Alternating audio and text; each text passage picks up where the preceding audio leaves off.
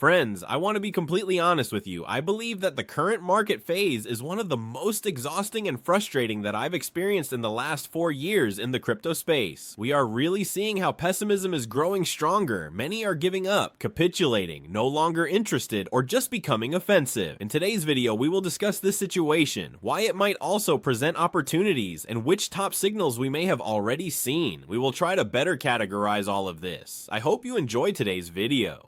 Hello and welcome, friends, to another video on this channel. My god, friends, I think I speak for all of us when I say that this market phase is really one of the toughest, even for many market participants who may have only joined in the last few weeks and months. Friends, this is not how the market always works. Normally, the market is relatively euphoric, but recently the sentiment has really flipped massively, and we are addressing this in today's video with some questions. What's important to me is always staying constructive, not just in my reporting, where I point out positive and negative aspects, but also in the comments. Feel free to criticize, but please keep it constructive. Insults are unnecessary.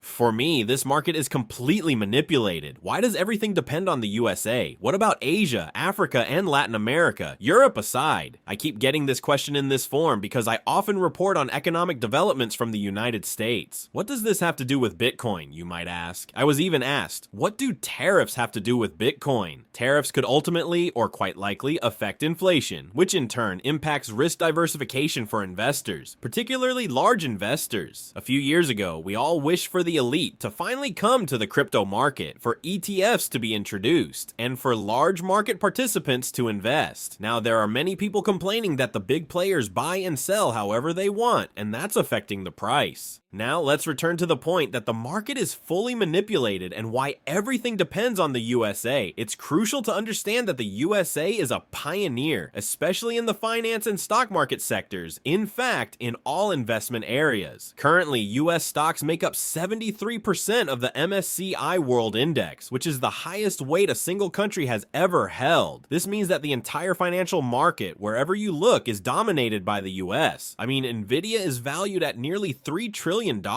whereas Germany's GDP, one of the largest economies, is just over $4 trillion. That's something to really take in. This extreme dominance means that the US, with its economic decisions, directly influences the markets. Now, I can already see the next question coming. What do US stock markets have to do with Bitcoin? Through institutionalization, we've naturally seen similar risk management strategies. As shown in previous weeks, the correlation between Bitcoin, the Nasdaq, and even the S&P 500 is relatively high. When the market is more risk tolerant, money tends to flow more into the market. When risk is taken out, the money moves into safer assets like gold. By the way, gold is currently at an all-time high. If this video is helping you, I'd really appreciate a quick thumbs up. I always love feedback in the comments, but please keep it kind and respectful. Thank you for that. If you want to make sure you never miss a market update, feel free to subscribe to this channel for free. Regarding the positioning of market participants, I've been asked, why isn't it bullish when coins are withdrawn from exchanges? Doesn't that mean the coins won't be sold quickly? Yes, that's correct. I've been talking recently about the fact that exchange reserves are continuing to decrease, which is very bullish because the market participants withdrawing their Bitcoin from exchanges are unlikely to sell them quickly. However, I'm not saying this is the reason why we're seeing a huge bull run. Why? Because there are still 2 million Bitcoin on exchanges, so this isn't exactly a supply shock. In general, we're seeing a trend where more and more market participants are taking self-custody of their Bitcoin. That's bullish, but it doesn't necessarily mean prices are about to explode. However, it's an indication of the current market phase. I've been asked, for example, if I sell HODL coins at new all-time highs, how certain is it that I can buy back in at lower prices when supplies are becoming scarcer? We experience phases in this market, both bullish and bearish, where prices are generally rising or falling. Even though it looks very negative right now, if you look at the past months, the general trend has been upward.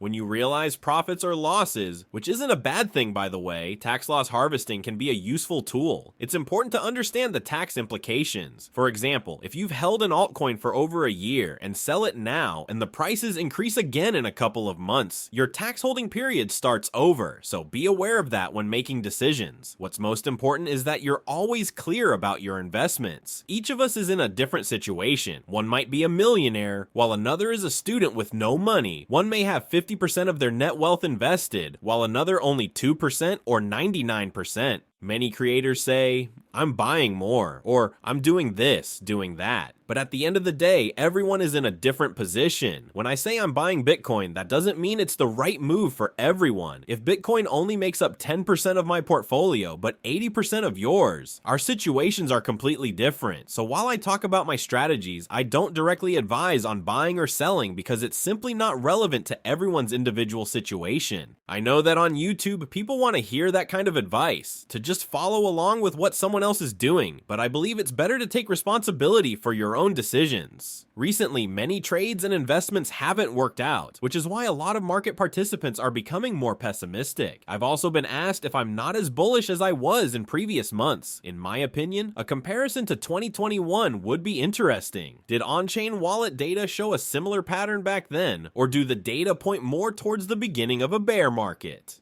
It depends on which data you're looking at. I could show you 20 to 30 charts that suggest we may have already seen the top, but I could also show you 40 to 50 charts that suggest otherwise. The key question to ask is, are we in the same situation today as we were in 2017 or 2021? Are the fundamental conditions the same now as they were 4 or 8 years ago? I believe this is one of the most important points to understand when considering market dynamics. There are also some data points that are logically different now. Let me give you 4 negative examples. The 2-year simple moving average, SMA multiplier, is a metric based on the 2-year moving average. It shows that Bitcoin has lost strength over the cycles. It's logical that Bitcoin doesn't multiply tenfold every year. That's normal given Bitcoin's size. If we look at this negative trend line, we might have already seen the top in December 2024.